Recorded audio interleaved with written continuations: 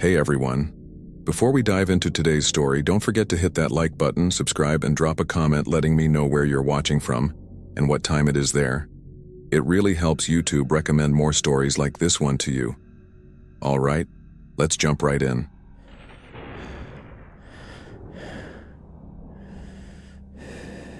The moment I set foot inside apartment 304, I knew something was wrong. Not the usual fresh paint smells weird wrong, but a deep, soft wrong, like a whisper behind my spine. It was late afternoon. The kind of light where the sun is half gone and the hallway lights are flickering like they're giving up. I unlocked the door, pushed it open, and the door creaked a little more than I expected. The air felt colder inside than outside, even with the heater set low.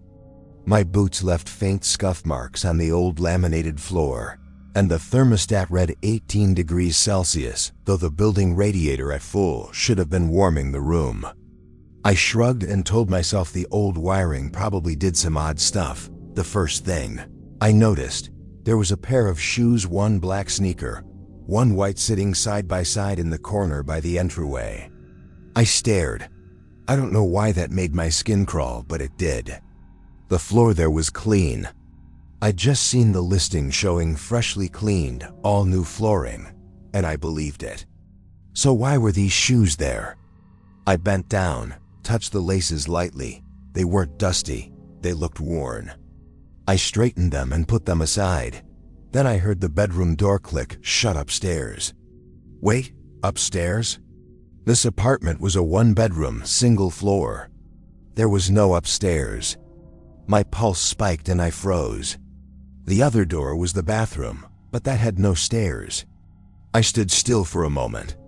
The soft click sounded like a hinge, like someone switching the door shut gently, but not fully. I flicked the light on in the living room. Nothing moved. The blinds were down. The sofa sat facing the TV. The TV was off. I told myself, maybe someone went upstairs in the building and you're hearing it through the ceiling. I tried to relax, unpacking my suitcase slowly, pulling shirts out, stacking them in the closet.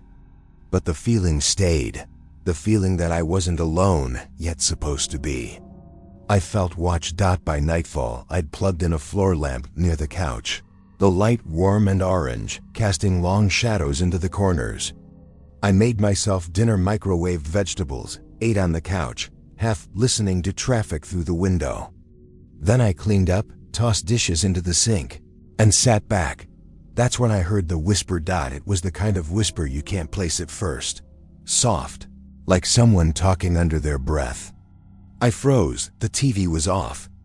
The window shut. The only sound was the faint hum of the heater. Yet there it was, here, still. The whisper came again. Why did you move in? I jumped up, heart hammering. I slapped the light switch off and on. I listened. Nothing else. I stood over the couch, staring at the entry shoes. They hadn't moved. I slept fitfully that night, tossing and turning, though the room was dark and quiet.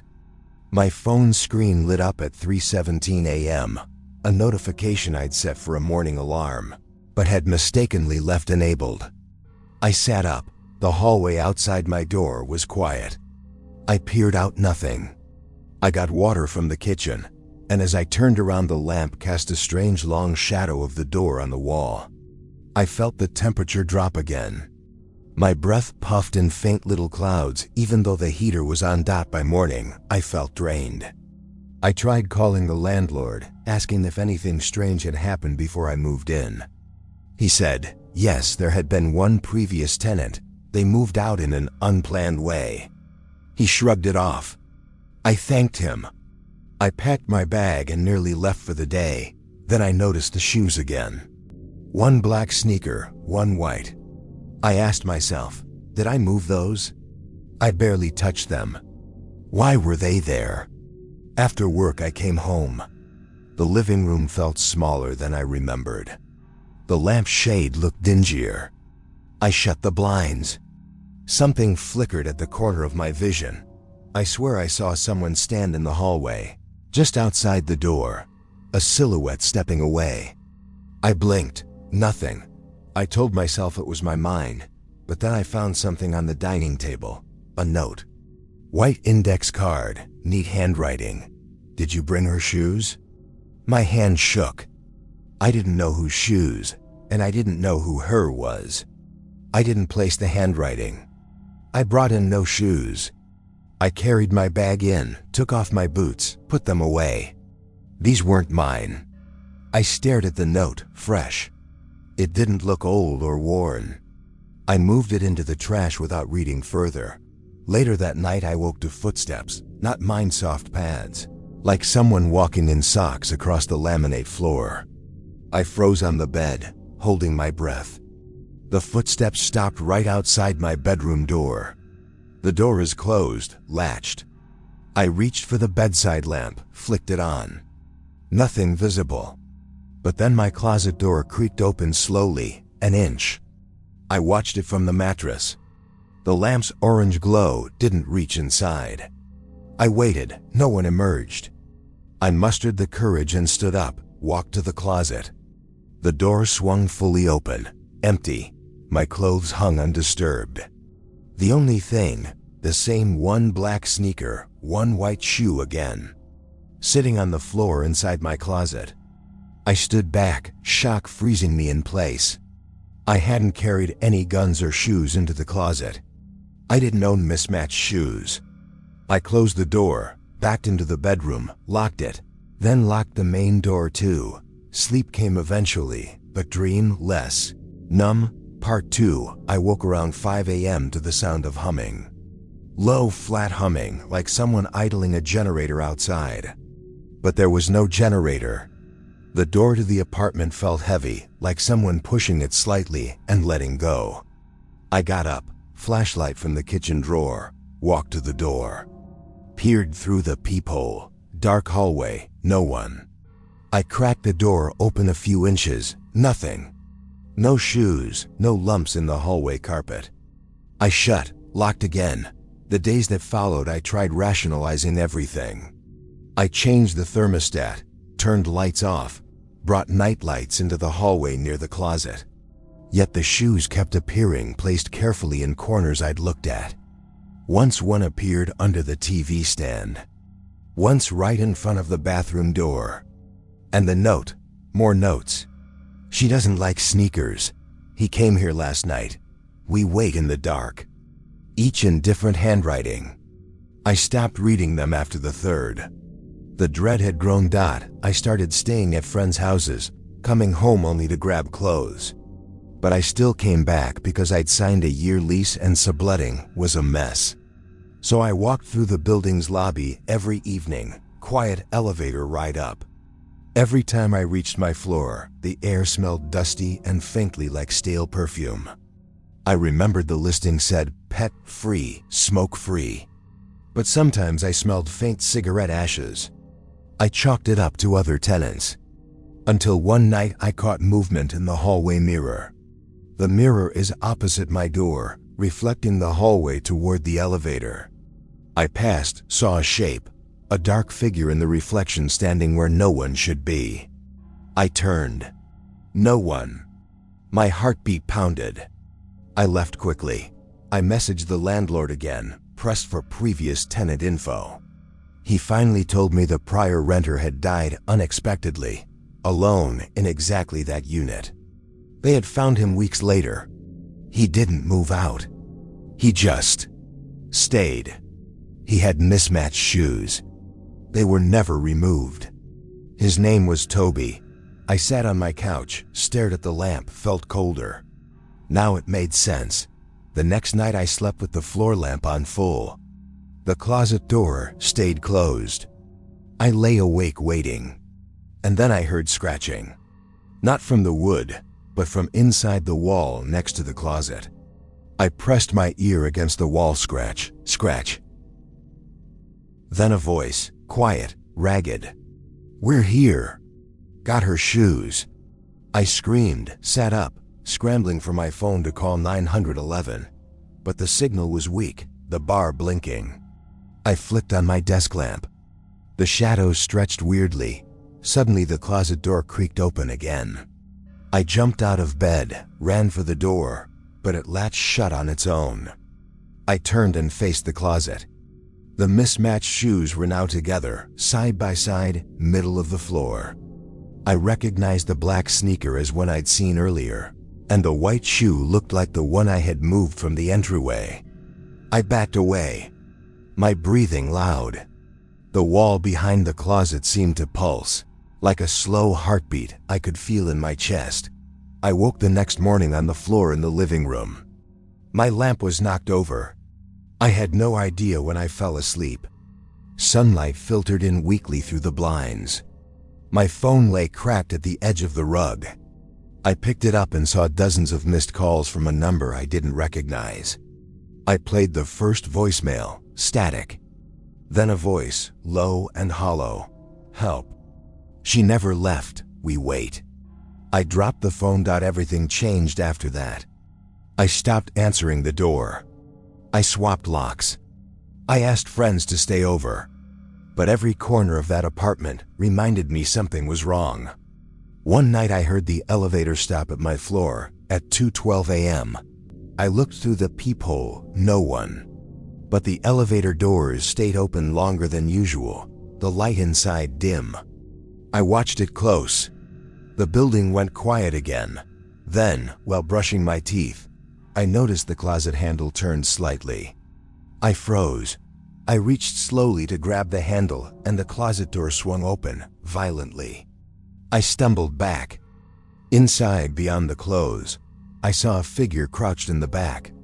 I saw the mismatched shoes beside it. I didn't stop to see more.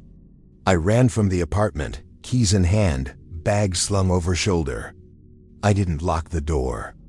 I just left. I stayed at a friend's, called my landlord and told him I was out. He said, "But your lease." I said I'd leave the contents. I didn't care. The next day, a moving company showed up at the apartment. I watched from across the street as they hauled boxes labeled Toby. Mismatched shoes beside them. It felt like I watched my nightmares being put into boxes.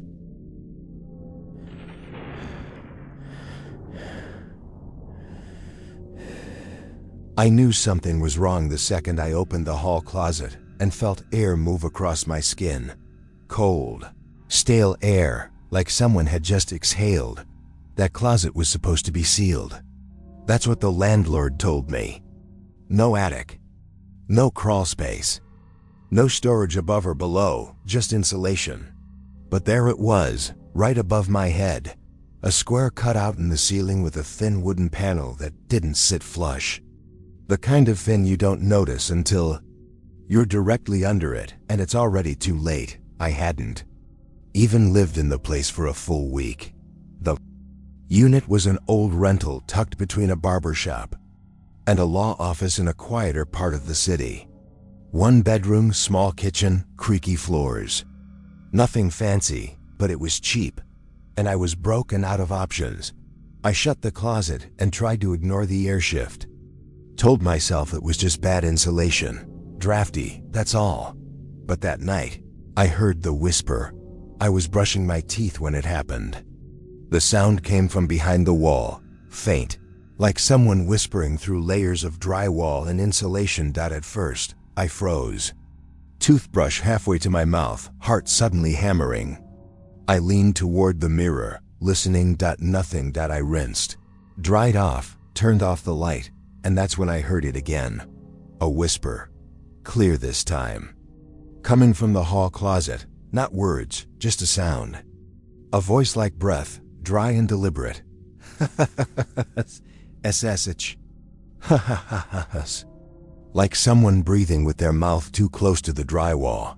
I didn't sleep that night. The next morning, I slid a chair into the hallway and stood on it, staring up at the crawlspace panel. I poked it gently with a broom handle. It shifted slightly, like it hadn't been nailed in, just laid there. I hesitated, then pushed it all the way up and slid it to the side. The smell hit me immediately. Not rot, not mold. Something worse. The air had that sickly warmth of something alive, like the inside of an animal's mouth. thick and stale and wet. I grabbed my phone and turned on the flashlight, aiming it up into the crawl space. The light caught dust hanging in the air like floating skin flakes. There were cobwebs everywhere, thick ones, in layers, and something else. A blanket folded carefully. Right near the edge of the opening next to it, a notebook. I stood there for a long time, just breathing, trying to decide if I was losing my mind. But curiosity won. I pulled the chair closer, climbed up and reached in. The blanket was warm, still warm, and the notebook. The notebook had my name on the cover, in pen. All caps. Blocky handwriting, Julian. I hadn't told the landlord my first name. The leash was under my middle name, Kyle. Only my friends and family knew me as Julian. My stomach dropped. I opened the notebook. The first page was just a date. Sunday. 1:32 a.m. He coughed twice and checked his phone. Wiped his mouth. Got water. I flipped to the next page. Monday. 3:17 a.m. He's awake again. Doesn't trust the crawl space. I think he heard me. I dropped the notebook. Literally dropped it. It fell into the closet with a soft thud. I climbed down, slammed the panel shut, and locked the closet door. Not that it would help, but I needed something between me and it. That night, I heard movement. Not above me, in the walls. Scratching. Slow. Deliberate. The sound of someone dragging fingernails across the inside of drywall. I turned every light in the apartment on. I blasted music. I tried to drown it out. Didn't work. Eventually I passed out from exhaustion. Day 4, I called the landlord. Asked him again about the crawl space. He laughed. Oh yeah, that thing? Don't even worry about it. It's sealed up. We never use it. No one's been in there since. Hell, I don't know, maybe 2009? I told him someone had been living in it. He paused. You sure you're not just hearing things? Old buildings make noise. I found a notebook, I said, with my name in it. Silence. That's not funny. I'm not joking. He told me he'd swing by. That weekend. He never came. Notebook stayed on the floor for a full day before I worked up the nerve to pick it back up. I skimmed more pages. Every single one was a log. What time I went to bed, what I ate, when I left the apartment, who I talked to on the phone. At one point, it said, he thinks he's alone. He's never been alone. Another one, he keeps checking the closet. He knows I'm close. I started shaking and dropped the book again. That night I moved my bed into the living room. I didn't sleep. I didn't eat. I didn't answer calls. I just sat there, watching the closet door. Then, around 2:04 a.m., I heard it open. Not all the way, just that soft, awful click of the latch. I grabbed my phone and aimed the flashlight down the hallway. The closet door was cracked open 2 inches. I swear I saw an eye behind it. Just for a second, watching me. Then it disappeared. The door creaked slowly shut on its own. By morning, I was ready to go to the police, but when I checked the closet, the crawl space panel was gone, not pushed aside, not open. Gone. As if it had never existed. There was nothing above. Just smooth drywall. The blanket? Gone. The notebook? Still there. Open to a new page. He thinks I'm gone. Part 2. After that night, things stopped pretending to be subtle. I kept telling myself maybe the landlord patched the ceiling while I was out. Maybe the crawl space was never really there, and I just imagined the panel. But I wasn't lying to myself very well anymore. Because even though the panel was gone, the whispering wasn't. If anything, it got louder. Sometimes it came from the vents. Other times from behind the kitchen cabinets, like someone trying to speak through layers of fiberglass. At one point, I swear it came from the drain in the bathroom sink. No matter where I went in the apartment, I could hear it, like it followed me from room to room. It wasn't words. Not exactly, more like syllables being formed, but not finished. Breathy attempts at speech. Ru.Li.N. The voice knew my name. I started sleeping with earbuds in, but that didn't help. My dreams got worse. I'd wake up drenched in sweat, thinking someone was standing right next to the bed, watching. Once, I did wake up and someone was, at least I think they were. The bedroom door was open. I always kept it closed. I saw a shadow pass by, just outside, like someone walking through the hallway. But when I ran out there, heart pounding, I found nothing. Except the closet door was open again. Just a little, same as before, and inside, sitting in the exact center of the floor, was a small, leather-bound notebook. Not the one I'd found before, a new one. This one didn't have my name on the cover. But when I opened it, the first page said, "You're harder to follow now." I flipped through. Each page was blank. Except the last one. I don't need the crawl space anymore. After that, I started checking every inch of the apartment for hidden panels, loose tiles, false walls, anything. And that's when I found it, behind the kitchen drawers. Where the sink pipes disappeared into the wall, the wood looked warped. I pulled the drawers out completely, unscrewed the panel underneath, and shined my flashlight in. There was a space back there, not big, maybe 2 feet wide, but deep. Deeper than the wall should have allowed. And in the dust on the floor, I saw HANDPRINTS. Fresh ones. I reached in, tried to feel around, but I couldn't reach far enough. I tied a phone to a string and lowered it in with the camera recording. The footage showed a narrow tunnel, just wide enough for a person to crawl through, and in the farthest corner of the frame, a bedroll, blanket, pillow, water bottle. Taped photos of me sleeping, dozens of them, stuck to the interior wall with masking tape. I felt like I was going to throw up, pulled the phone out, and called the police immediately. They showed up fast, did a sweep.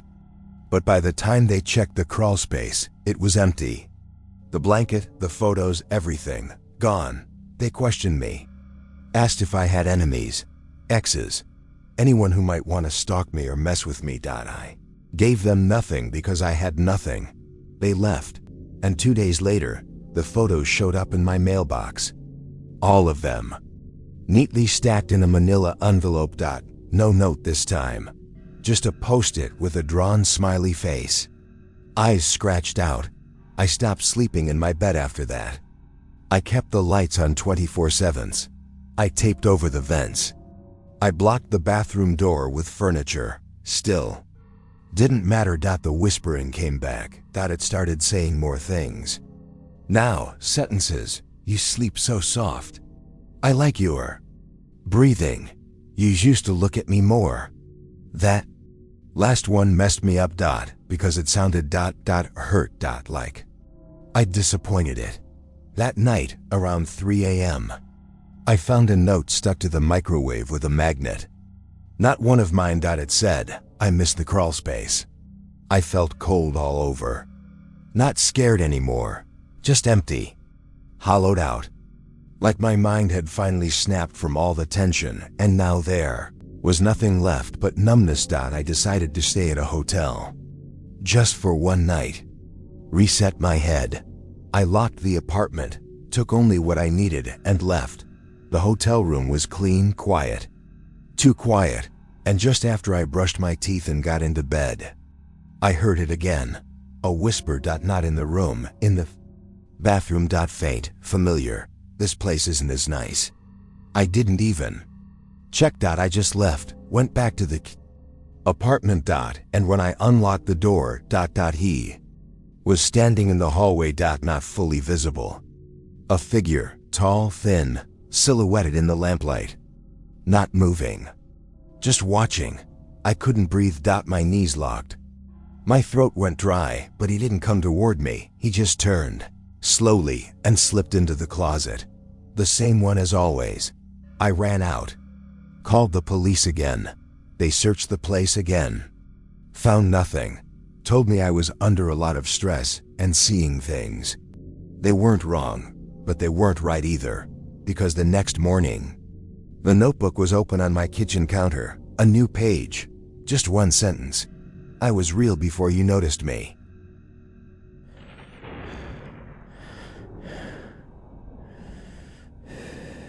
The first time I noticed the peephole light in 2B was 2 days after I moved in. I was walking down the hall with a bag of groceries, half asleep from the flight the night before. It was quiet, that weird, muffled kind of quiet you only get in old apartment buildings, where the walls hum but nothing else makes a sound. I passed 2B, glanced at the door, and saw the peephole lit up from inside. Someone was standing behind it, watching. I kept walking. Didn't think much of it at first. Just assumed my new neighbor was paranoid or nosy. No big deal.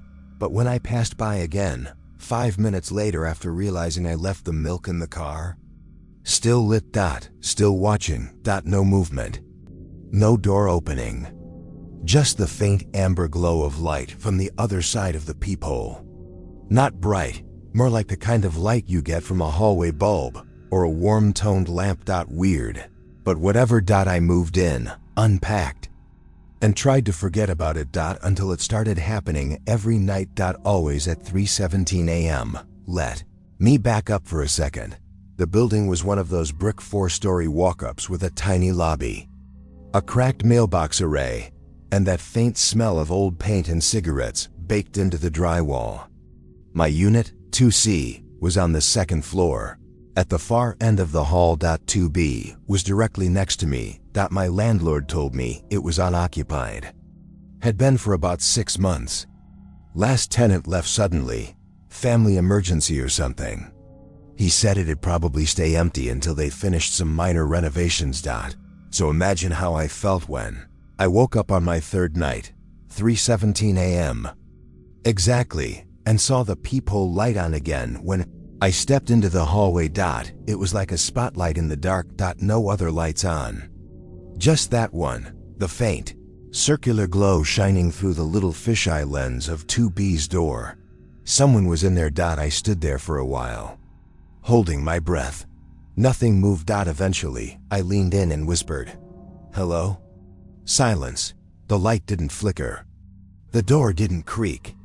I finally backed away and went inside, locking my own door behind me. The next morning, I asked the building manager if someone new had moved into 2B. He looked confused. "Nope. Still empty." "Why?" I didn't answer. Because how do you tell someone that an empty apartment is staring at you through its peephole? Night after night, it kept happening. 3:17 a.m. Every single time. The hallway was always dark. The motion lights were broken, but that peephole glowed like a tiny eye. Locked onto my door, I started leaving notes under 2B's door. Simple stuff. "Hey, saw your light was on last night. Just wondering if you need anything." No response. No sound from inside. No movement. No packages. No mail. Just that light, burning through the peephole like it was waiting for me to open my door. One night I finally snapped and knocked 3 times, firm, loud, the moment my knuckles hit the wood. The light behind the peephole vanished. I stepped back, waiting for the door to open. It didn't. I waited for a full 2 minutes, holding my breath, listening. Nothing. The hallway was cold. My skin prickled. I went back inside, turned on every light, and didn't sleep. Then came the pictures. It started with a manila envelope on my doormat. No return address. No handwriting. Just my name, Jonah, typed on a label. I opened it. Inside were 3 printed photos. All of me. One sitting at my desk. One brushing my teeth in the bathroom. And one, the worst one, lying in bed, my eyes half open, mouth slightly parted. Like I was mid-dream. Each photo was taken from a high angle, like through a fisheye lens, like from a peephole. I dropped them on the floor, heart pounding. There was no way. No one had keys. My doors had deadbolts. My windows were locked. The only apartment with a view of mine. 2B. But that made no sense. There's no connecting wall. No peephole from their side to mine, unless someone was moving, unless someone was watching me through my peephole. I checked. I pressed my eye to it. The hallway was dark. And then, just as my eye adjusted, I saw movement. A shadow dot had pulled back from my door like someone had been looking in and had only just realized I was looking back. I flinched so hard I nearly fell backward. I opened my door immediately and looked down the hallway. Nothing. Empty. I checked 2Bs.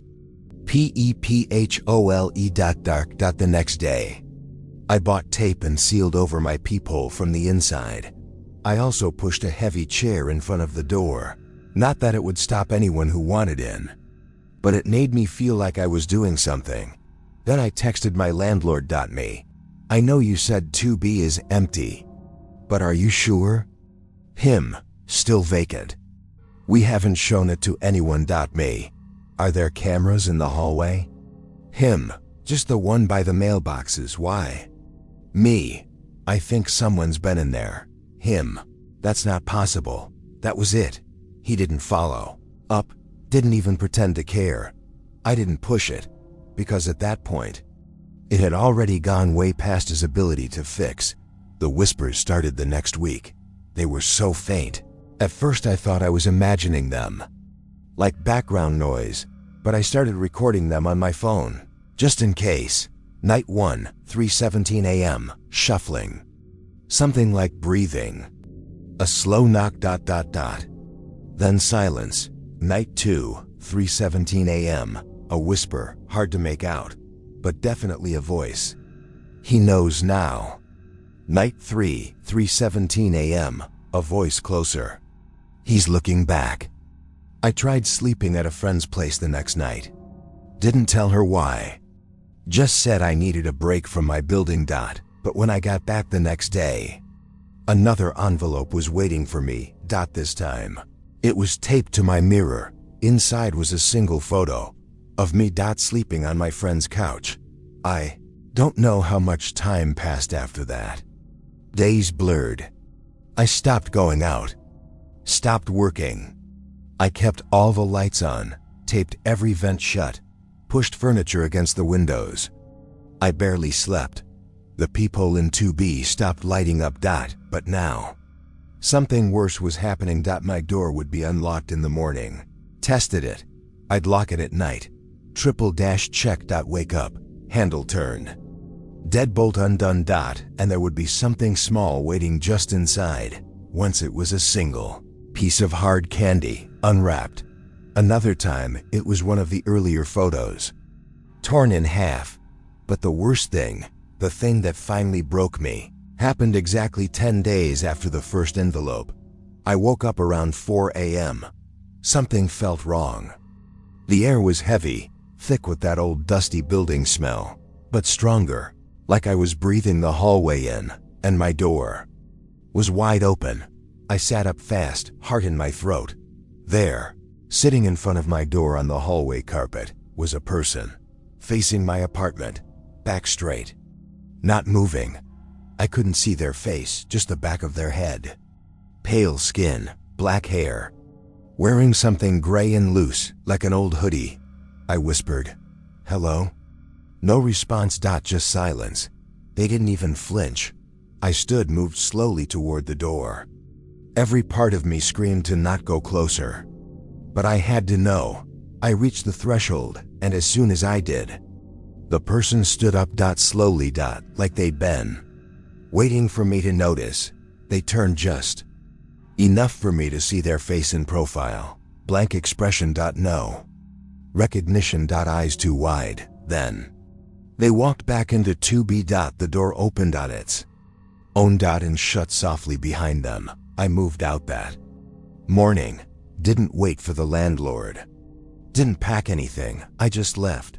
But I couldn't stop thinking about what I'd seen. How the peephole had been a trick. How maybe all along I was the one being watched. Not from 2B. But from somewhere deeper. From inside the walls. From behind the doors. From the dark corners that don't belong to any unit. Part 2, I thought moving out would fix everything. Really believed that. Right up until the first night in my new place. No peephole. No neighbors. Top floor of a newer building with key code access. Cameras in every hallway. And security on call. I felt safe for exactly one night. Then, at 3:17 a.m., my doorbell rang. Not a knock. Not a glitch. A deliberate press of the button. Once. Long. Steady. I stared at it. Frozen on my couch, clutching a blanket like that would do anything. I hadn't given anyone my new address. I hadn't even forwarded my mail yet. I didn't answer the door. And when I finally opened it after sunrise, nothing was there, except for a small round sticker. Stuck right where a peephole would go. It was black and faintly glowing around the edge. Stopped sleeping again, every night at 3:17. Something would happen. A light flickering, the hum of my refrigerator cutting off like someone had pulled the plug. Once, I heard someone breathing in my bedroom, not deep and heavy, but soft, almost careful, like they didn't want to wake me. I moved to the couch after that. I started stacking furniture in front of the door again. Watching old habits come back like muscle memory. I couldn't explain it. Couldn't prove anything. But I knew it followed me. Not just someone in 2B. Not just a person. Something inside. 2B. The night I finally lost it. I tried to go back. I drove across town in a rainstorm, parked across from the building, and just sat there in my car watching the second floor. All the windows were dark, except 1.2B. A single lamp flickered on behind the blinds, and through the silhouette, I saw them, the same figure from before. The two straight spine. The head tilted ever so slightly to one side. Watching. Out the window, just standing there, facing the wall. Unmoving. I didn't go up. I didn't knock. I just drove away, but that wasn't the end. It got worse after that. I started seeing notes again. Taped to random places in my new apartment. On my mirror. You shouldn't have looked. Inside the fridge. I to sees through you now. And once, folded neatly in my sock drawer, tucked inside a pair I hadn't worn in weeks. 2B was never an apartment. That one hit me the hardest, because I think deep down, I'd started to realize it too.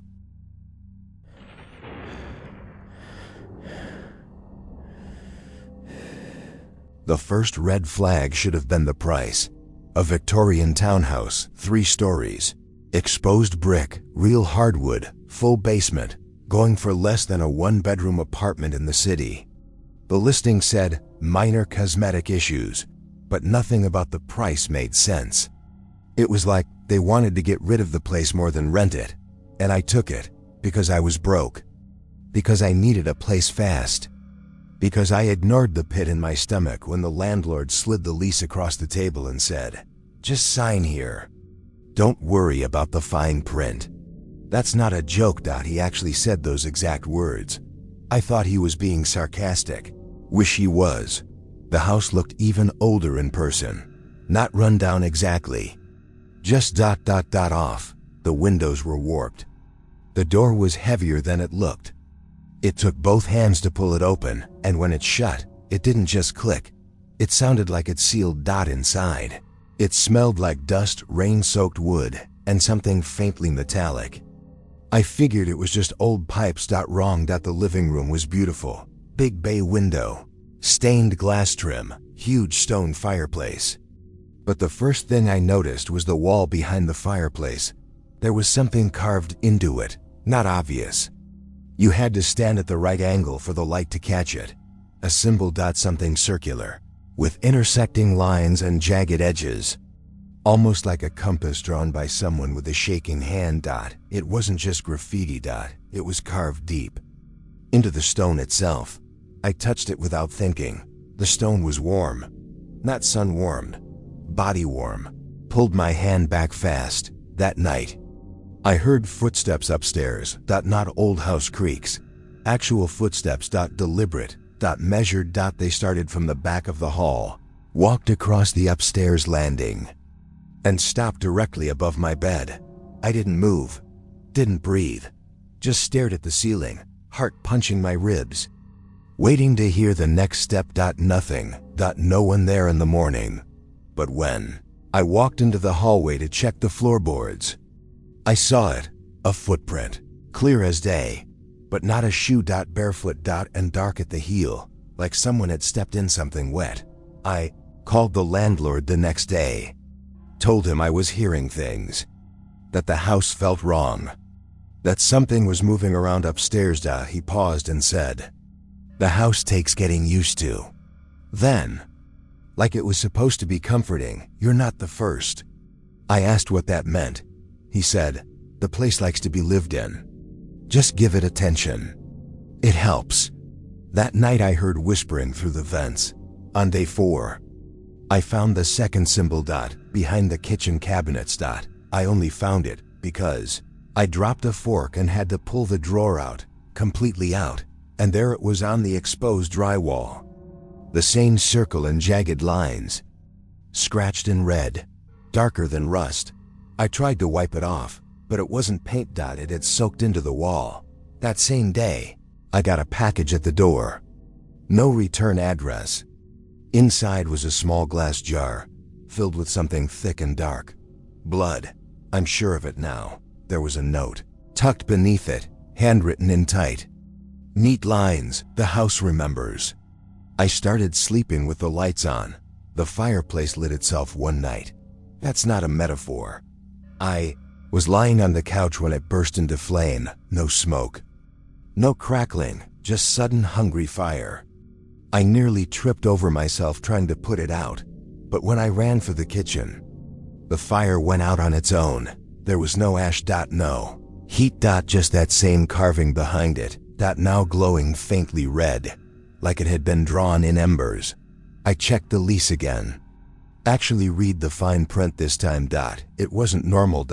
There were no standard clauses, no tenant rights, nothing about deposits or damages. Just a single paragraph, dead center on the second page, tiny black font, barely legible. The tenant enters this agreement of their own free will. The property shall remain occupied. Blood given is non-refundable. The house will not release what has been offered. My name was signed at the bottom, but I hadn't written it. It was my signature, yeah. But darker. Heavier. Like it had been written in ink I'd never used. That night, the walls breathed. I don't know how else to explain it. They expanded and contracted. Just a little. Just enough for me to feel the air pressure shift. Like I was inside a lung. And every time the house exhaled, the fireplace glowed red. I tried to leave. I packed a bag, grabbed my keys, opened the front door, and there was no street outside. No sidewalk. No city. Just black. Not night. Black. Like the world had stopped existing past the porch. I slammed the door shut when I turned around. The living room was different. The rug had changed patterns. The windows had different curtains, and there was a coat hanging on the hook by the stairs that wasn't mine. Someone had lived here before. Recently. I started looking, ripping open floorboards, checking behind mirrors, opening vents. I found things. A wedding ring tucked into the crawl space beneath the stairs, a photograph burned around the edges, a man standing in front of the fireplace, same room, same layout, smiling like he didn't know what was coming. I found bones in the attic. Not a body, just a hand. Clean. Perfect. Placed gently on top of a shoebox filled with teeth. By the time the voices started saying my name, I wasn't surprised. They came at night, from the fireplace, from the walls, from inside the radiators. "Jonah, you signed it. You're part of it now." I tried burning the lease. It wouldn't catch, wouldn't even crinkle. The flame curled around the paper, like it was afraid to touch it. That was the moment I understood the truth. The lease wasn't for me. It was for the house. I wasn't renting the place. I was feeding it, living in it was the deal. Breathing its air, feeling its heartbeat in the walls, noticing it, acknowledging it. That was the offering, and I had signed in ink. I didn't recognize in blood that wasn't mine. Part 2. I stopped checking the time after a while. Days didn't feel like days inside the house. The light coming through the windows was always dim, like the sun wasn't allowed to fully enter. Sometimes it was redder. Sometimes it was too white, like the world outside was sick. I barely slept. When I did, the dreams felt like memories I'd never lived. Other people's lives, other people's panic, other people's running feet on the same creaking floors. Always the same house. Always a different tenant. Always ending the same way, the house taking them. And the worst part wasn't the dreams themselves. It was waking up and finding things from the dreams in my room. A broken necklace on the floor. A dirty flannel shirt draped on a chair. Once, a torn page from a diary. The house keeps asking. I'm trying to ignore it. But it's so lonely. I didn't write that, but I was starting to understand it. 3 nights after I found the ring and the bones, I met the others. Not physically, not at first. It started with the knocking. Not at the front door. From inside the walls. Slow, patient, knuckle against wood. Tap, tap, tap. Like someone trying to get my attention. Or trying to get out. I pressed my ear to the wall. Silence at first. Then a voice. Jonah. Low, breathless, and close. So close, it felt like they were pressing their mouth against the drywall. I stumbled back. Who are you? No answer. Just another knock. A little higher this time. Then another. Farther down the hallway. Then another. Behind me. And another. And another. Until it wasn't knocking anymore. It was people. Moving. Shifting. Gathering. Inside the walls, like the house was full of tenants who never left. I backed into the living room, shaking so badly I could barely stand. When the fireplace lit itself again, this time I didn't run. I stared into the flames. And the flames stared back. Shapes shifted inside them, silhouettes, moving like they were standing behind a veil. I recognized one, the man from the burnt photograph. He lifted his hand and pointed upward. The attic. I didn't want to go. God. I didn't want to go, but the pointing didn't stop, and the knocking behind the walls grew louder. More urgent. Like they were pushing me, guiding me, hurting me. I grabbed a flashlight from the kitchen and made my way to the attic door. The string light dangled above the stairs, swaying even though there was no air movement. I climbed slowly, each step groaning under my weight. Halfway up, I felt the walls warm around me. Not comforting, feverish, like touching someone who's burning alive. At the top, the attic was freezing cold. My breath puffed out in front of me in white mist. And in the middle of the attic, a table. On it lay the shoebox of teeth I'd found earlier. But now it was open. And arranged.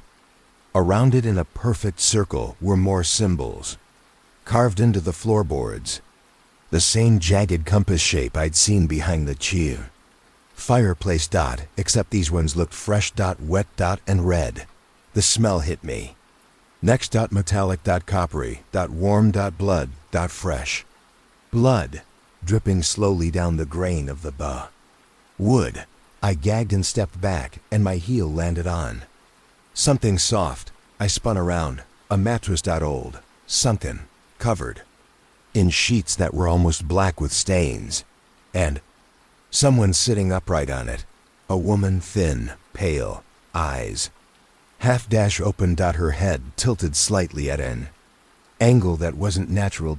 She wasn't alive, but she wasn't exactly dead either. Her chest rose SHALLOWL. Her fingers twitched. And when she saw me, she smiled, slow, painful, like her face was cracking apart. You signed the lease too. Her voice sounded like she'd been holding her breath for years. My throat closed. I didn't know what it was, No one does. She tilted her head more. That's why it chooses them. All the people in the walls? Her smile widened. They broke the lease. I felt ice crawl up my spine. She leaned closer. Bones cracking with each movement. You can't break it. You belong to the house now. The attic lights flickered. The blood on the floor began to move, forming lines. Writing, symbols twisting themselves into new shapes.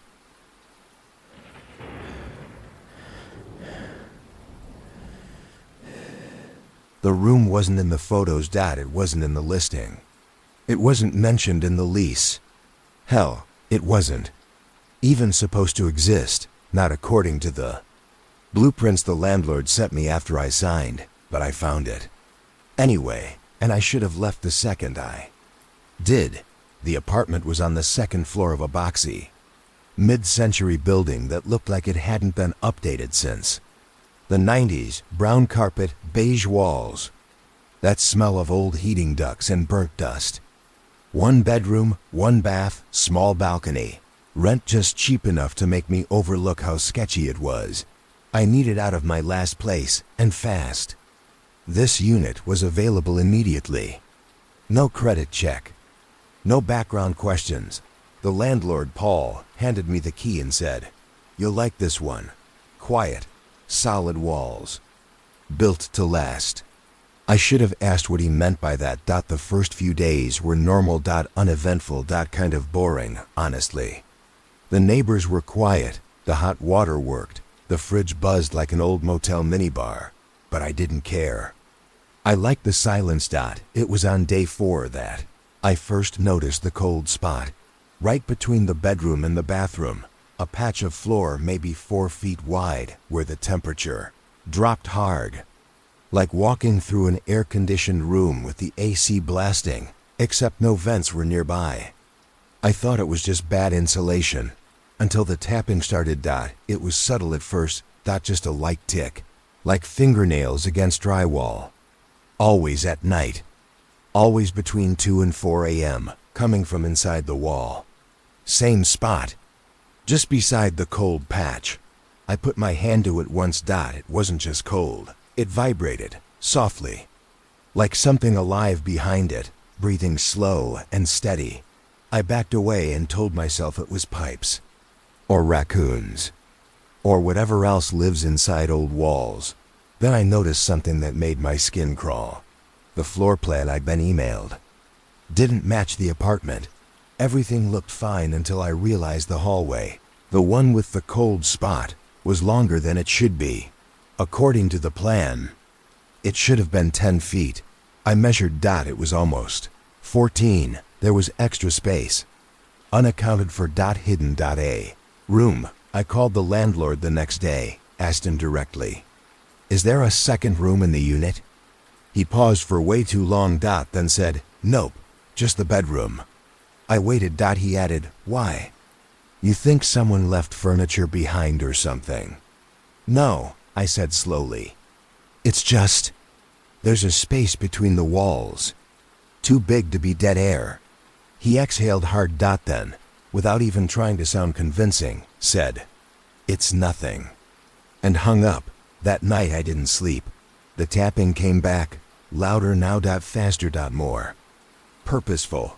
I grabbed the flashlight and crouched near the wall, tried knocking. Back. Tap. Tap. Tap. Silence. Then a reply. Tap. Tap. Exactly the same rhythm. I felt the cold roll across my chest. I pressed my ear to the wall. I wish I hadn't. I heard breathing. Not normal breathing. It was strained, raspy. Like whoever was doing it hadn't spoken in a long time. Like their lungs didn't work the way they were supposed to anymore. And beneath that, I heard a voice, faint, guttural, like it was coming from the other side of a very thin door. "Don't open it." The next morning, I pulled everything out of the hallway closet and started tapping the walls. Eventually, I found it. A soft section. Hollow. Just left of the built-in shelf.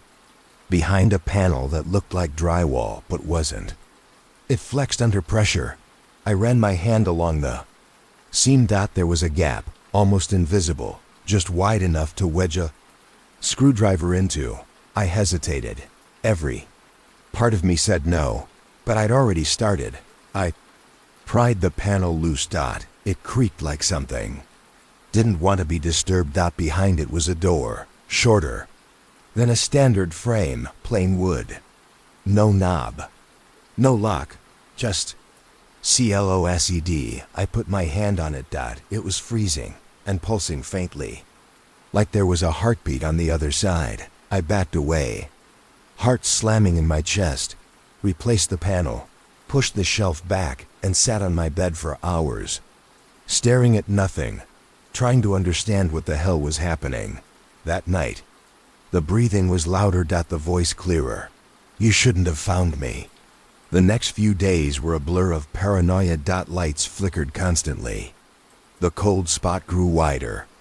My phone refused to hold a charge. I stopped sleeping. I kept dreaming of the door. Worse, I started hearing things outside the wall, footsteps in the hallway when no one was home, the soft click of a door unlatching.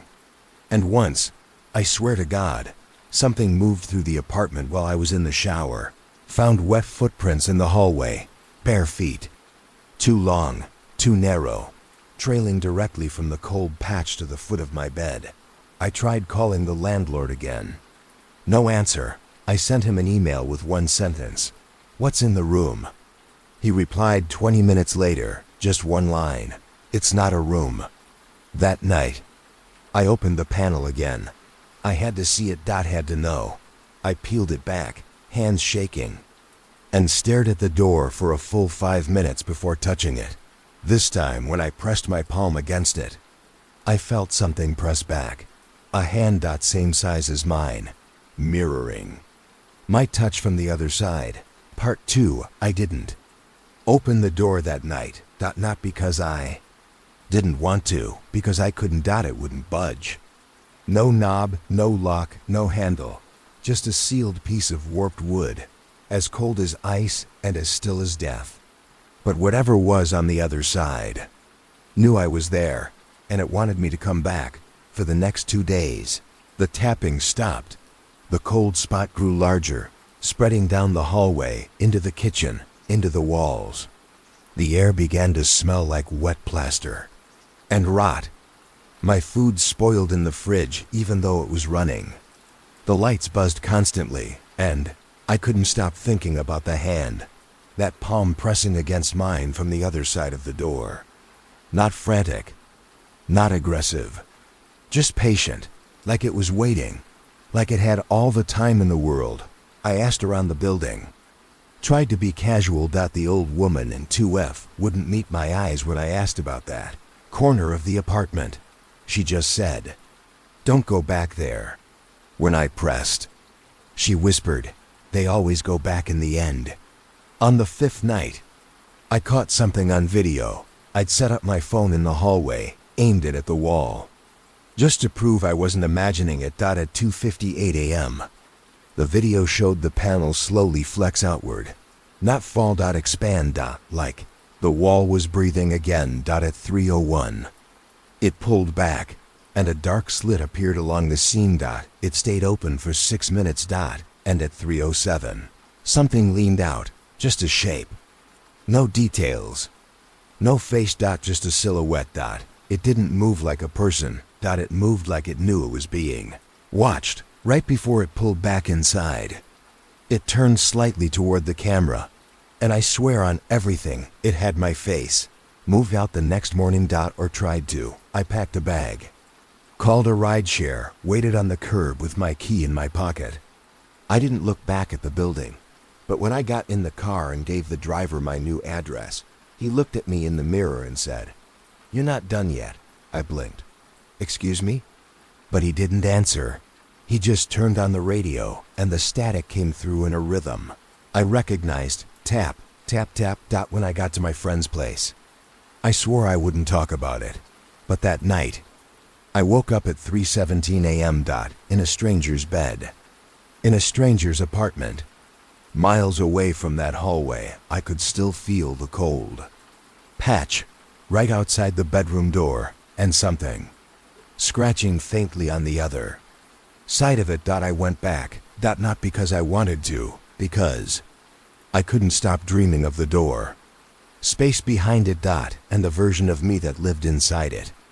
Apartment felt different when I returned, heavier, breathing louder. Walls seemed tighter, the panel had fallen completely off.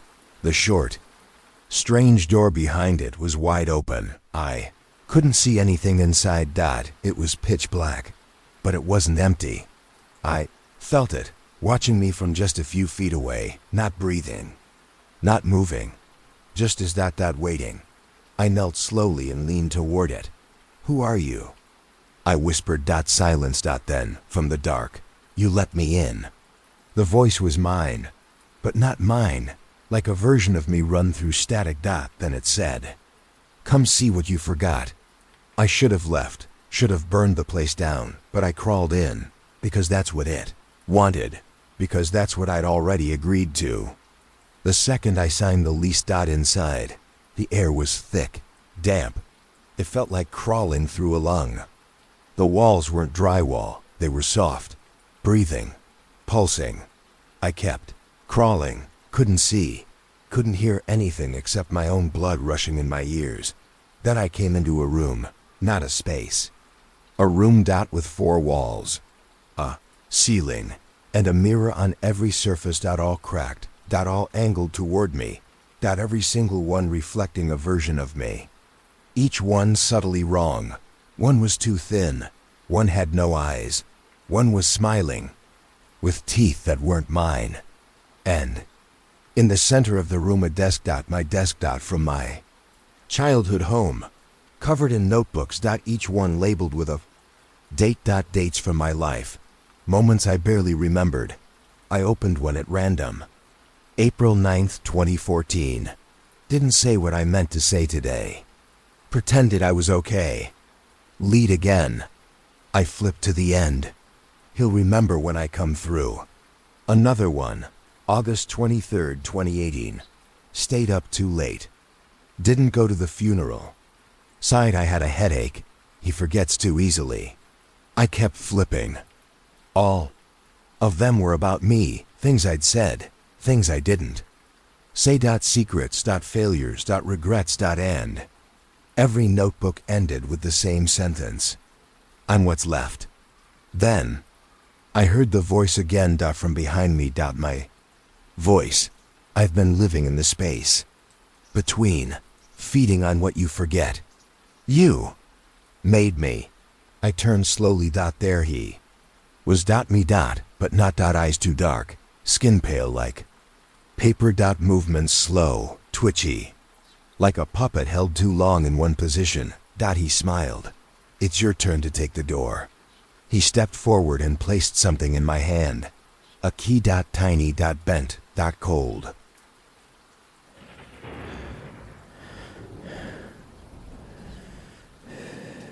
The weirdest thing about the apartment was how new everything felt, but how old it acted. Lights flickered. Water ran brown for a few seconds before clearing. The heat kicked on even when the thermostat was off. I moved in during a rush. My last place had black mold, so bad it made me sick. This new place was cleaner, cheaper, and somehow still available in the middle of the city. I signed everything in a 30-minute window and met the landlord once. A tall guy named Rob. Said he handled all his properties himself, friendly enough. "Just shoot me a text if you need anything," he said. I would have thought that was normal. Except a week later, I had a leak in the ceiling, and Rob didn't answer. It started small, a slow drip in the hallway outside the bathroom. I put a towel under it and texted Rob that night. Me, "Hey, I think there's a leak coming from upstairs. Can you take a look?" No response. 12 hours passed, then 20-4. Then 3 days. By the 5th day, the leak had turned into a constant trickle. The drywall bubbled. And still, nothing from Rob. I called, straight to voicemail. Tried emailing. Bounced. Even walked the block looking for his office. Nothing. He was just gone. I asked the building super if he'd seen Rob lately. He squinted at me like I was confused. Rob? Yeah, the landlord. Tall guy, black coat. Gave me the lease. The super frowned. Man, Rob hasn't owned this building in years. He died in, 2019. I stared at him. No, I said slowly. He signed my lease. 2 weeks ago. The super pulled out his phone, tapped something, and held it up. There it was, an article. Local property owner found dead in apartment fire, 2019. Photo included Rob. The guy who handed me the keys. I didn't sleep that night. It wasn't fear. Not yet. Just confusion. I reread the lease a dozen times. His name was there. His contact info. A real signature. But when I Googled the phone number, it came back as disconnected. No record of recent texts. No record of calls. The entire thread on my phone gone. The leak got worse. Dark water. Thick. Smelled like iron. And when I moved the towel, I saw what was under it. The drywall wasn't bubbling anymore. It was splitting. Like something was pushing from the inside. I called the super again. He came up, took one look and said, "That's above my pay grade." He agreed to call the new management company. I waited a full week. No one showed. Then I started noticing footprints. Wet ones. Every morning. Starting from the leak and leading halfway down the hall. They weren't mine. Wrong size. Bare feet. One slightly dragged. Like whoever left them had a limp. I stopped turning the lights off at night. Didn't matter. The hallway was always dark now, even during the day. It felt like the leak had dimmed the entire back half of the apartment. On the 10th night, I heard knocking. Not on the door. From inside the wall. I pressed my ear to the place where the drywall had split. And I swear I heard breathing. Wet. Gurgling. Like someone trying to breathe through water. I backed away and stayed up until sunrise. Every light in the apartment on. Holding a wrench like that would help. I tried to break the lease the next day. No luck. Every number was disconnected. Every email bounced. The company that supposedly owned the building didn't exist. I went to city records. The guy at the desk pulled up the property file and said, "This one's been vacant for a while." I blinked. "No, I'm living there." He double-checked, shook his head. "There's no active tenant on file. No leases, no utilities, no taxes paid. So who owns it?" He turned the screen toward me. Owner. Robert E. Tanner. Status. Decisetti walked home in the cold, trying to make sense of it. I even told myself I'd hallucinated him. Maybe someone forged the lease. Maybe I got scanned. But when I got back, the front door to the building was wide open, and my apartment door unlocked. I always locked it, always, but this time it was slightly ajar. I pushed it open. Slowly. The apartment was dark. No electricity. Every bulb blown. The hallway carpet soaked. The water had spread. Every step squished. Beneath my shoes. The leak wasn't a drip anymore. It was running. Pouring. And then I heard it. A single wet whisper from the end of the hallway. "You signed." I ran. Out the door. Down the stairs. Onto the street. I didn't even take my wallet. I booked a room that night. A cheap hotel 3 neighborhoods away. Tried to sleep with the TV on. Told myself it was over. But when I woke up the next morning, there was a key on my nightstand. My apartment key. Same silver notch. Same red tag, and a note underneath it. 3 words, scrawled in wet ink. "You still owe." Part 2. I didn't go back right away. After I found the key and that note on my hotel nightstand, I spent the day walking around the city like I didn't exist. I didn't talk to anyone. I barely ate. I just kept thinking about that word. Oh, what? To who? I hadn't broken anything. I hadn't even been there 2 full weeks. But I knew, deep down, this wasn't about rent. This was about something else entirely. That night, I checked into a different hotel. Didn't matter. The water followed me. I heard it through the walls. The same slow, sick drip. When I turned the shower on, it came out brown again. When I flushed the toilet, it groaned like something was inside the pipes. At 3:11 a.m., I heard someone knock softly on the hotel room door. 3 times. I looked through the peephole, nobody there. But when I opened the door, there was a note. Folded. Wet. You're still living there. That broke something in me. Not fear, not yet, but something worse. Acceptance. What if I never left? What if, the second I signed that lease, I stopped being where I thought I was? What if I wasn't renting the apartment, but it was renting me? I went back the next day. Not to stay. Not to live. To end it. I walked up to the building. The buzzer didn't work. The front door was wide open again. The hallway was darker than I remembered. When I reached my floor, the air was thick, warm, muggy, like the whole floor had been breathing while I was gone. And my apartment door? Wide open, of course. I stepped in. The lights didn't work. Water covered the floor, up to my ankles.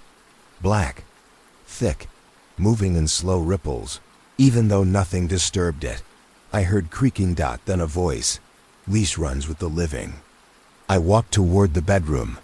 The water got deeper, and that's when I saw him. Rob. Standing in the doorway, or what was left of him. His skin looked waterlogged. Pale, gray, cracked at the corners like old paint. His suit was soaked. His mouth was slightly open, and from it leaked a steady stream of black water, as if the whole apartment was pouring through him. I backed away. He stepped forward. Didn't make a sound. No footsteps. No splashing. Just a slow, gliding movement, like he wasn't stepping at all, like he was part of the water now. I turned to run, but the hallway was gone. Just more water. More walls. No exit. I screamed. Not out loud. That would have felt too real. But inside, I was screaming. Every cell in my body was on fire. Then I heard him speak, not with his mouth. It never moved, but the sound was everywhere. Inside the walls. Inside my head. You agreed to occupy. Now you are part of the structure. I blacked out, woke up in the bedroom. Soaked. Alone. The water was gone. The lights worked. My phone was back on the nightstand, fully charged. There was a lease taped to the wall. My name signed at the bottom, again. Only this time, the ink was red. Beneath the signature was a new line in small print. The tenant shall remain until a replacement is found. I actually ran, through the door, down the stairs, onto the street. And I kept running until the sun came up. That was 3 months ago. Since then, I've moved 6 times. New apartments. New landlords. No leases, but it doesn't matter. The apartment still visits. I find pieces of it in every place I stay. Dripping walls. Bare, wet footprints. The smell of rust and mold and drywall soaked too deep to dry. Sometimes I wake up to find my signature, already written on new rental paperwork, signed and dated with a time I don't remember. Sometimes I hear Rob's voice at night. The rent is always due. I've tried to warn others. Online, in person. Doesn't matter. No one believes me. But I know what it's waiting for. It's waiting for me to give up. To settle somewhere. To relax. Because the second I do, the apartment will rise again. In some other building. With some other hallway. And I'll wake up in that bed. In that soaked carpet. With that same rotting lease folded neatly on my chest.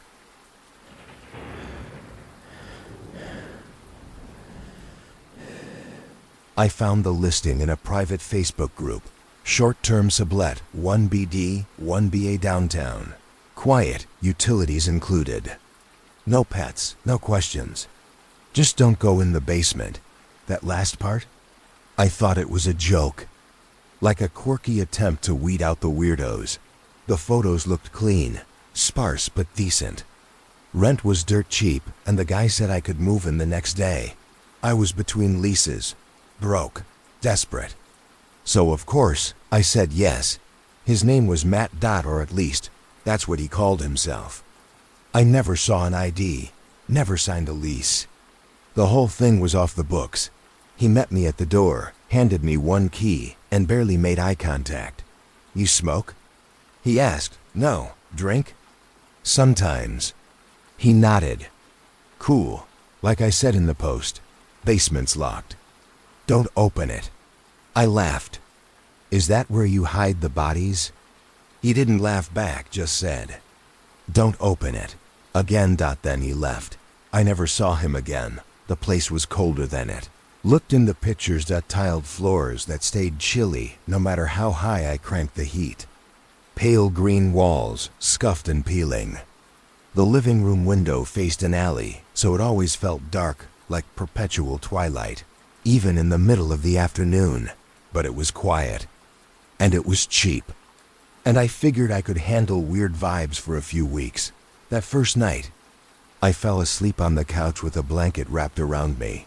I woke up at 3:03 a.m. to a loud, hollow thud. From the basement. I sat up. Heart pounding. Another thud. Slower this time. It wasn't banging. It wasn't pipes. It sounded like something heavy being dropped and dragged. I walked toward the basement door. It was just past the kitchen, tucked in a small hallway. The doorknob was old brass, slightly tarnished. I grabbed it. It was warm. Almost hot. I let go fast. Then just stood there, listening. Nothing. The noise had stopped. The next day, I convinced myself it was an old boiler or foundation settling. Houses make weird noises, right? But things kept escalating. Footsteps on the stairs, not the ones leading to the front door. Basement stairs. Late at night. Always at the same time, around 3 a.m. Sometimes just 1 or 2 steps. Sometimes slow. Full ascents, creaking with weight, like someone taking their time. But every time I checked, the door was still locked. I texted Matt. Me. "Hey, are you sure no one else is living here?" No reply. I waited an hour. Then I texted again. Me. "Seriously, dude, are you down there?" That message didn't even deliver. 3 days later, I found something behind the couch. A sock, not mine. Hadn't unpacked fully yet. Everything I owned was still in my suitcase. And I definitely didn't wear mismatched, ankle-high athletic socks. This one was stiff, faintly damp, rolled up and shoved against the baseboard like someone had dropped it in a hurry. I tossed it in the trash. Next day, it was back. Same sock. Same exact spot. I started hearing breathing at night. Not from my room. From beneath the floorboards. Slow, labored, like lungs that weren't working. Right. I lay in bed listening to it for hours. Inhale, hold, exhale. Then again. Always the same rhythm. Always at the same time. By the end of the week, I'd stopped going near the basement door. But it didn't matter. The house had changed. The air felt thicker now. Heavy, like walking through water. The thermostat didn't work. My phone barely held a charge. Lights flickered when I walked under them, and the footsteps got bolder. One night, I swear I heard someone walk all the way to the kitchen. I grabbed a knife, heart slamming, and stood frozen in the hallway. Nothing. Just a low, soft scraping sound, like fingernails dragging across the wall. I stepped into the kitchen, light buzzing overhead, and stopped. There, in the corner, was a plate. A clean plate. With a single peanut butter cracker on it. I hadn't bought peanut butter. I hadn't used a plate. I didn't even eat crackers. I ran to the door, yanked it open, only to find the front door was gone. Just gone. In its place was another wall, perfectly seamless. No knob. No hinges. No escape. I sprinted to the window, the one facing the alley, pulled the curtain back. Nothing but black. Not night. Void. No city. No street. No alley. Just a smooth, matte black space that went on forever. I stumbled backward, trying not to scream, trying to stay conscious. Then, a knock at the basement door. Soft. Rhythmic. 3 knocks. Pause. 2 knocks. Pause. 3 knocks. A pattern, like a code. I stood there, barefoot, heart in my throat. Another knock. Same rhythm. But this time, I recognized it. It was the same rhythm Matt used when he knocked the first time. He let me in. Part 2. The knocking didn't stop. Same pattern. Same rhythm. 3. Pause. 2 pause. 3. It felt like the basement door was breathing with it, flexing slightly with every knock. Like something on the other side was leaning its forehead against the wood. I stepped closer without meaning to. My feet moved, but my mind didn't tell them to. The air around the door was warm now, warmer than the rest of the apartment. Humid, like someone had been sweating on the other side. I forced myself to stop. "No," I whispered. No. Another knock. But this time, a whisper came with it. "You're late." It was a man's voice, not loud, not angry, just tired. Like someone waiting for me. After a long time. My stomach dropped. "Matt?" I whispered. The voice took a long breath. "Open the door." My hands shook violently as I reached for the brass knob. It wasn't warm anymore. It was scorching, like touching the hood of a car that had been running for hours. I jerked my hand away, skin stinging. Behind the door, the voice said softly, "I can't open it from this side." Something about the way he said this side made my skin crawl. Not down here, not in the basement. This side. Like he wasn't talking about a room at all. I backed away, grabbed my bag, my shoes, anything. I sprinted to the living room, where the front door should have been, and there it was, back again, solid, real. I nearly sobbed in relief.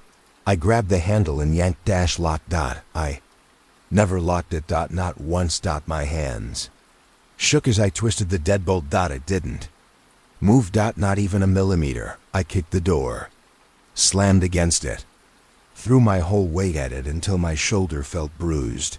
Nothing. It didn't even rattle. The house had decided I wasn't leaving. I ran to the window next. The alley was back. The bricks, the dumpsters, the SDRE, towed. Like nothing had happened.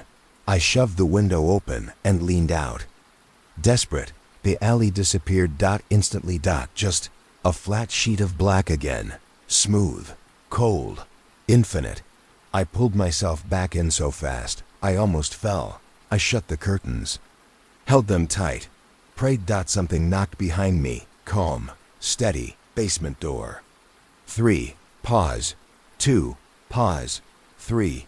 I stood frozen in the middle of the living room, knife in hand, shaking so hard I felt like my bones were vibrating. Then, footsteps. Slow, dragging, climbing the basement stairs. Step by step by step. The knocking stopped. Silence. Then dash. The doorknob turned, only a fraction of an inch, like someone testing it, feeling it. Seeing if I'd unlocked it. "You have to open it," the voice said. "It only works from your side." I felt every drop of blood drain from my face. Only works from my side? Works how? For what? I swallowed hard. "What's in there with you?" Silence, then a low scraping sound, like fingernails slowly dragging down the door. "I told you not to open it." My breath hitched. It wasn't Matt's voice this time. It was someone else. Someone older, weaker, in pain. "I didn't open it," I whispered. "I never touched it." The voice laughed, a dry, rattling sound. "You moved the couch." I felt sick. I had to plug in the lamp. I dragged the couch away from the wall, scraping it slightly over the floor. And that must have shifted the hidden panel. Maybe only an inch. Maybe less. But enough. Enough to let something know. I'd found the door. Enough to let it start opening. Enough to let the thing inside know I was there. I pressed my back to the wall. "What do you want?" I whispered. Matt's voice returned. "Closer now. So close. You signed a sublet." "I didn't sign anything," he chuckled. "Not on paper." I felt dizziness spin through my skull. "No, please just tell me what's down there. Tell me what's going on." The doorknob turned again, this time harder. A thud hit the other side, like someone leaning their whole weight into it. I was you. The voice said. My knees buckled. What does that mean? Another thud. The wood splintered slightly. We all were. My vision blurred. The room wavered. And then the door cracked open. Not much. An inch too. Just enough for cold air to spill. Out. Cold like the bottom of a... Well, cold like soil pressed over a coffin. Pale eyes stared through the gap. Not wide. Just enough to see. Me. Just enough for me to see it. It blinked once. Slowly. Then it whispered. Very softly, your turn. I swallowed a scream. Ran. Full sprint toward the front door. Didn't even think. Just threw myself at it. It opened. Just like that. Like it wanted me to leave, except I wasn't in the hallway. I was standing at the top of the basement stairs. Double quotes. No dash, no dash, no dash. No, I spun around. The living room was gone. The kitchen. The carpet. The windows. Gone. Just concrete walls. Stale, wet air. Basement light flickering overhead, and standing at the bottom of the stairs. Matt, or the thing wearing him. He wasn't rotted or monstrous. That would have been easier. He looked like a version of someone who'd been awake too long, eyes sunken. Skin gray, bones too prominent under thin skin. He smiled up at me. Exhausted. Relieved. Double quote. You finally came down. I stumbled backward. Matt, please just tell me what's happening to me. He looked at me the way someone looks at a dog that doesn't understand it's dying, with pity and sadness. Someone let me in. What do you mean? He gestured to the walls. The pipes. The shadows. The space itself.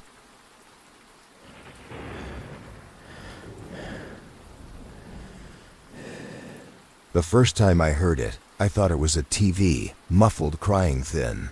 Choked sobs, coming through the air vent above my bed. I remember lying there in the dark, frozen, staring at the ceiling while the sound drifted down like it was being piped directly into my room. I waited for it to stop. It didn't. The building was old.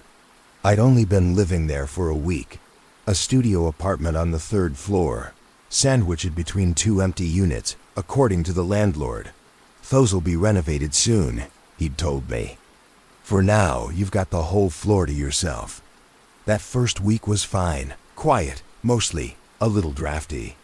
The kind of place where the walls creak and groan after sunset. I told myself it was character, but then the crying started. Always around 2 a.m. Always from the vent. I tried to ignore it the first few nights. Put in headphones. Played white noise. Slept with a pillow over my head. Didn't help, because it wasn't just crying. By the 3rd night, it turned into pleading. Muffled voices, a woman's maybe? Frantic. Hysterical, begging. Please, someone help me. It's dark. I can't get out. It sounded far away, but still too clear. Like it wasn't just sound bleeding through walls, like it was meant for me. I told myself it had to be someone in another unit. Maybe someone left a TV on.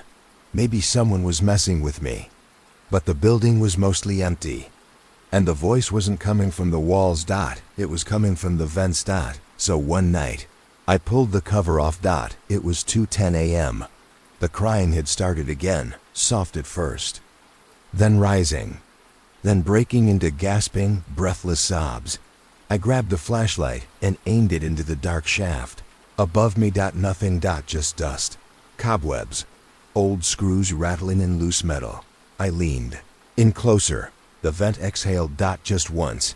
A burst of cold, stale air that smelled like wet concrete and something faintly sweet, like rotting fruit. Then, from somewhere deep in the duct, he's watching me again. I dropped the flashlight. It clanged inside the shaft and went dark. The next day, I tried to talk to the landlord. Told him I was hearing noises, someone crying through the vents. Maybe a squatter or someone trapped inside the building. He looked at me for a long time, then said, "Don't go near the ducts." Just like that. Not surprised, not confused, not concerned. Like he knew exactly what I meant. I Asked him if anyone else had ever reported it. He shook his head. People don't stay long enough. That night, the vent was silent.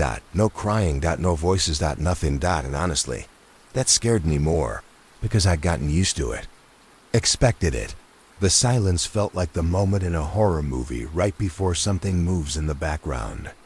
I didn't sleep, just lay there, staring at the open vent, flashlight in my lap, waiting. At 2:44 a.m., a sound broke the stillness. A scratch. One long, slow drag of something hard across metal. Then another. Closer. Coming toward me. I aimed the flashlight up again. Still nothing, but the scratching didn't stop. It got closer. Then, suddenly, the voice. "Please, if you're real, talk to me." I sat there frozen. "I'm here," I whispered. Before I could stop myself, the voice gasped. "Oh God. Oh God, thank you." A long silence. Then she said, "You have to help me. He comes through the walls. He won't let me out." "Who?" I asked. Silence again. But then, so quiet I almost didn't hear it. "He used to live here."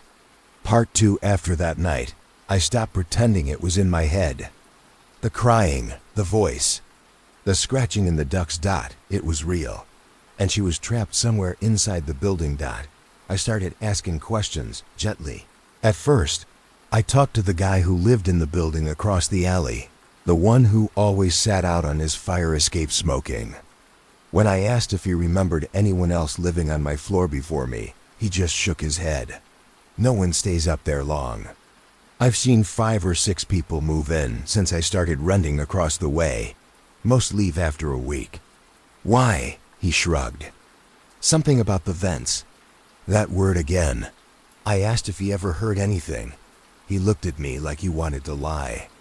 Then said, screaming, sometimes, always around 2 or 3 a.m. I stopped listening. That night I waited. I sat in bed with the flashlight trained on the open vent, every other light off, the apartment silent. At 2:14 a.m., the crying started again, soft, stifled, familiar. I climbed onto the dresser and leaned in closer. "Are you still there?" I whispered. A long pause.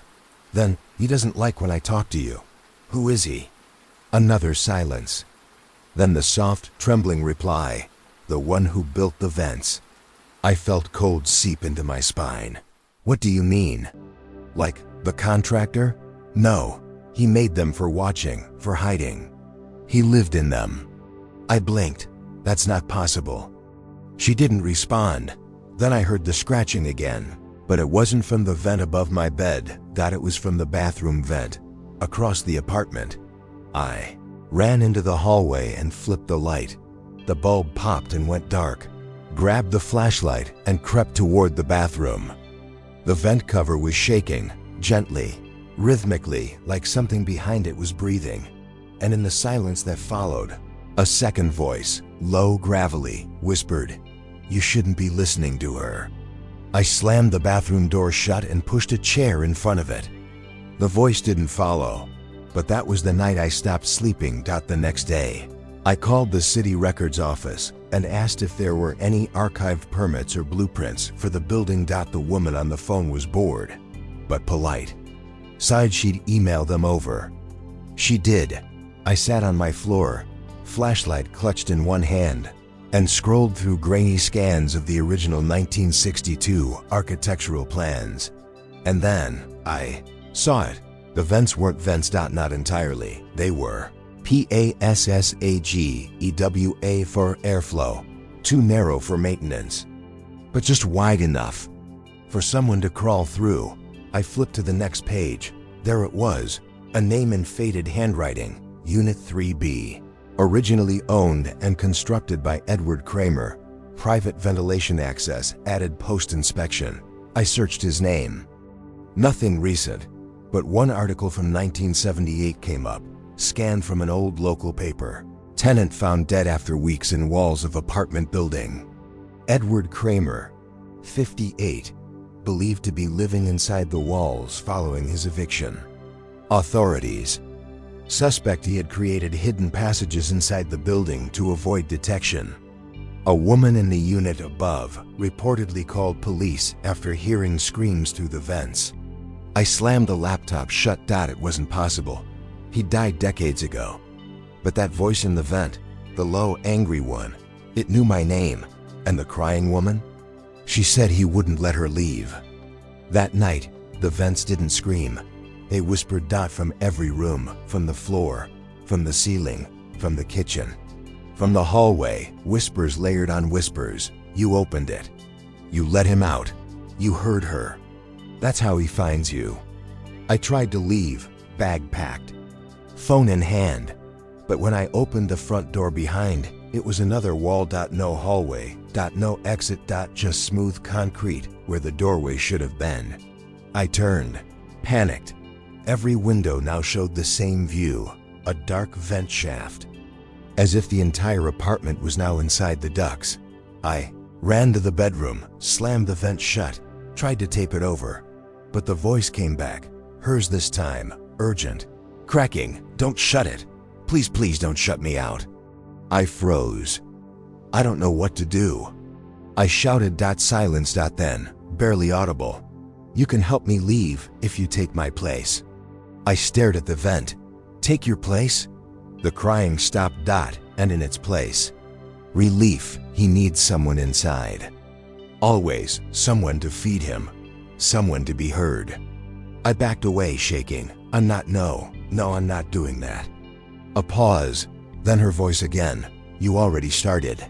The metal vent began to stretch. Groaning. The shaft widened. I stepped back, watched as the space inside reshaped itself into something bigger. Not physically. Spatill.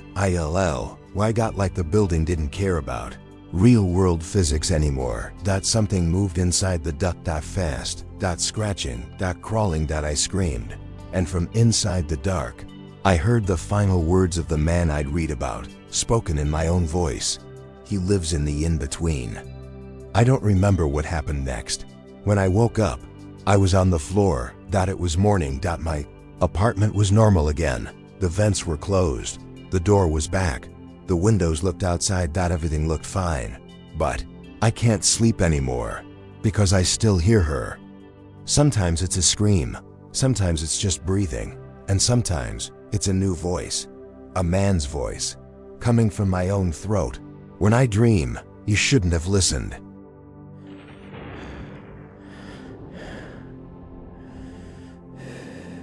The first time I tried to move out, the paperwork disappeared. That sounds dramatic, I know, but I'm serious.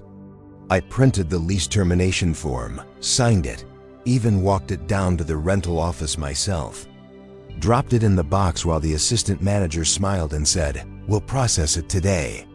The next morning, I got an email. "Your lease has been successfully renewed. Welcome to year 2 at Creekside Gardens." I stared at the screen, heart thudding. I didn't renew anything. Called the office. It rang 6 times before going to voicemail. I left a message. Then another. Nothing. So I walked over. It's only a few buildings away from mine.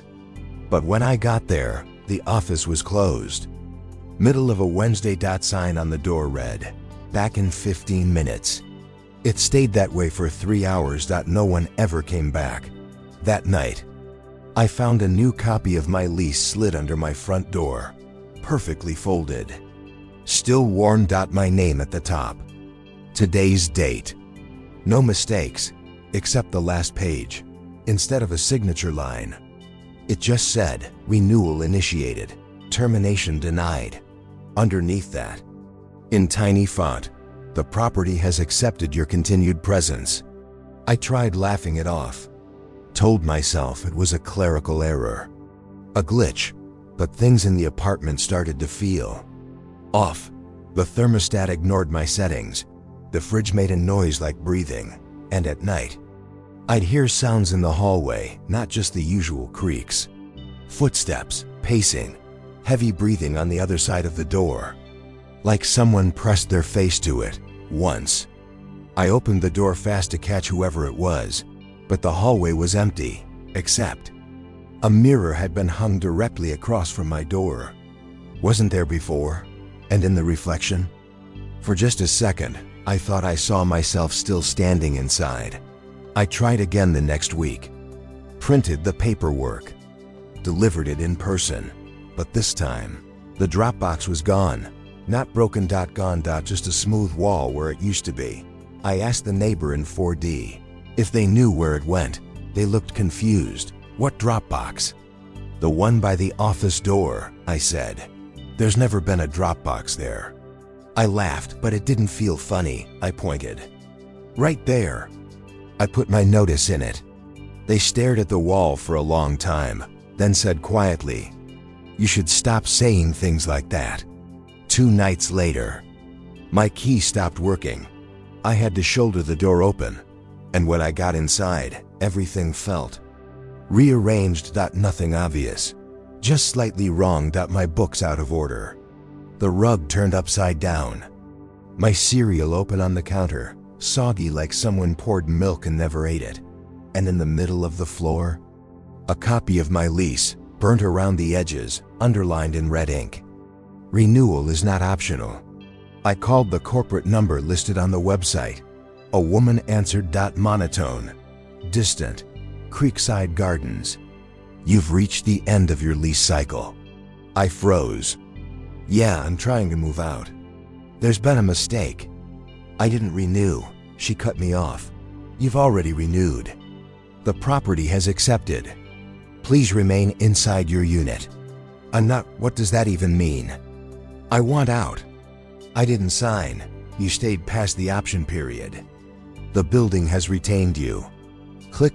She hung up. The next day, I packed a bag and tried to leave. Physically. I got in my car and started driving. No destination. Just away, but the road out of the complex looped. I'm not kidding. The exit curved right back into the main gate. I circled again and again.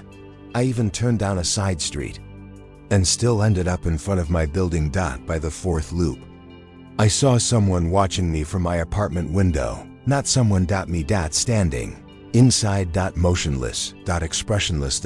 I tried calling a friend. The call connected. I heard their voice. I said hello. But then the call distorted. Buzzed. And when they spoke again, it was my voice. You already live here. I've started sleeping on the floor by the door, holding my keys like a weapon.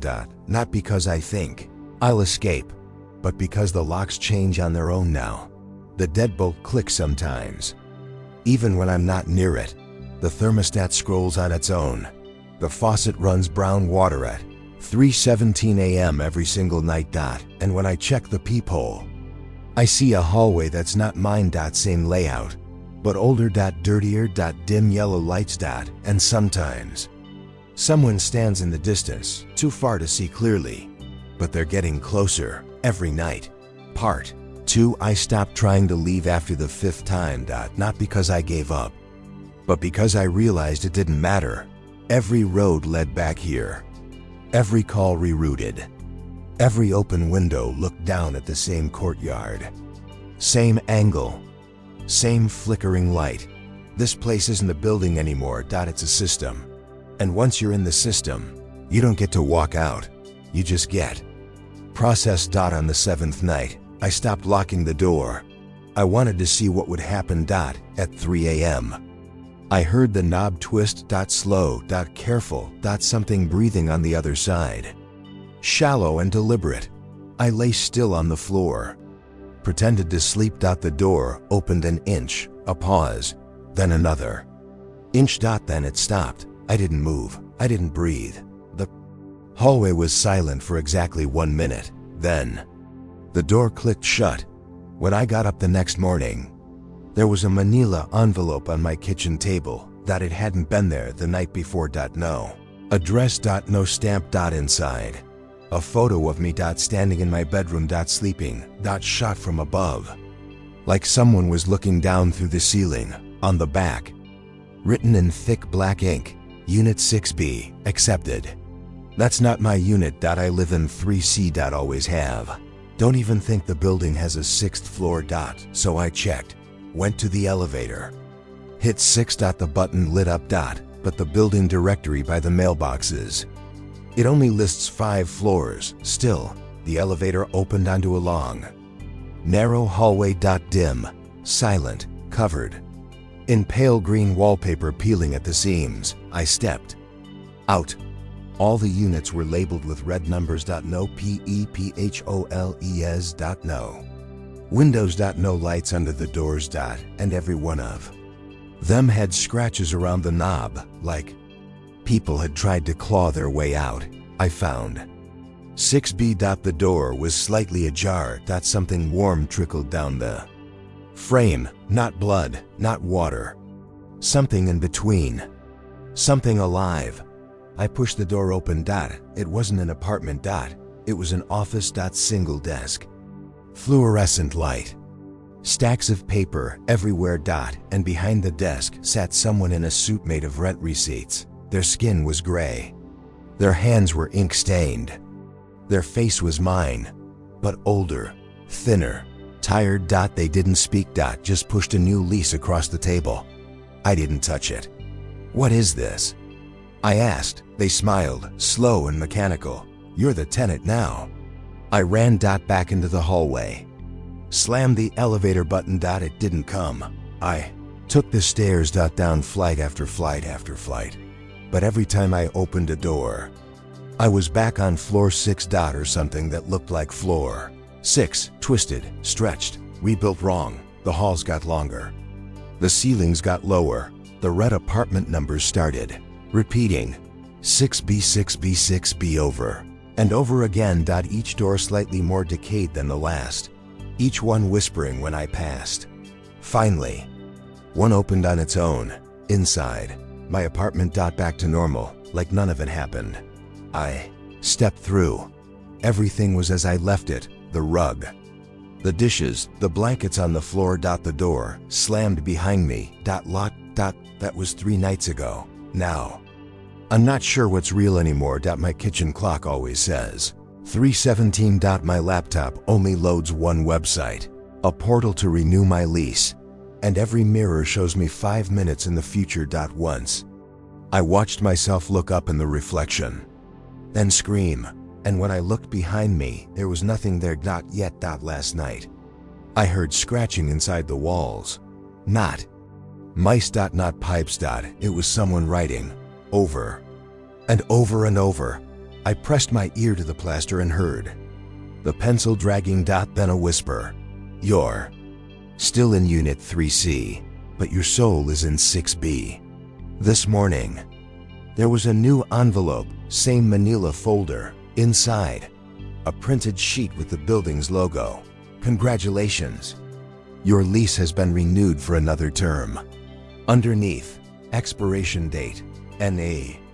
Termination clause, VOID. I don't try to leave anymore. That's not how this place works. Don't break the lease. You become part of it. I think about the others who came before me. The ones I never saw. The ones who answered the ad. Moved in. Stayed too long. Heard the knocking. Tried to run. And ended up in 6B. Sitting behind the desk. Wearing someone else's name. I hear them. Sometimes crawling in the ceiling. Scratching along the pipes. Scribbling renewal notices into the walls. Tenants who never left. People who got processed. People who became part of the lease. And now? Now I wait, because I know someone else is coming soon. I saw the listing back online this morning, on a site I never signed up for. Affordable studio. Freshly renovated. Flexible lease terms. Unit 3C, available immediately.